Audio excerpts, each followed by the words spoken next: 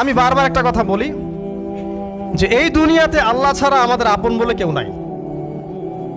আপনি যাকেই আপন মনে করেন না কেন, আমাদের সম্পর্ক আছে বাবার সাথে, মায়ের সাথে, স্ত্রী সন্তানদের সবার সাথে, আমাদের হক আছে, অধিকার আছে, সব ঠিক আছে। বিশ্বাস করেন আল্লাহ ছাড়া আপন বলে আপনার কেউ নাই। এই যে গার্লফ্রেন্ডকে আপন মনে হয়, এরা আপন না। স্ত্রী সন্তানদেরকে খুব আপন মনে হয়, আপনার মৃত্যুর পর 40 দিন সময় লাগবে না সব ভুলে যেতে। পিতামাতা, ভাই বোন সবাইকে আপন মনে হচ্ছে। পিতামাতার স্থান বাবা মার পরে, আল্লাহ রসুলের পরে, সেটা ঠিক আছে, তো আপন আল্লাহ ছাড়া তারা নন।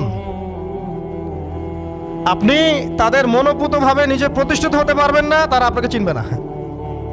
বলো সারাটা জীবন তোর পিছনে এত টাকা ঢাললাম, কি করলি? কিচ্ছু করতে পারলি না। আবার এখন যারা পিতামাতা হয়েছেন, সন্তানদেরকে আপন মনে হচ্ছে, দেখবেন এই সন্তানকে আপনি আপনার মনোপুতভাবে সম্পত্তি দিতে পারবেন না, ভরণ পোষণ দিতে পারবেন না। এই সন্তান বড় হয়ে আপনাকে বৃদ্ধাশ্রমে পাঠিয়ে দিতে পারে, নাউজুবিল্লাহ। অথবা আপনার সাথে এই সন্তানই খারাপ ব্যবহার করবে। আপন মনে হচ্ছে? আল্লাহ ছাড়া কেউ আপন না।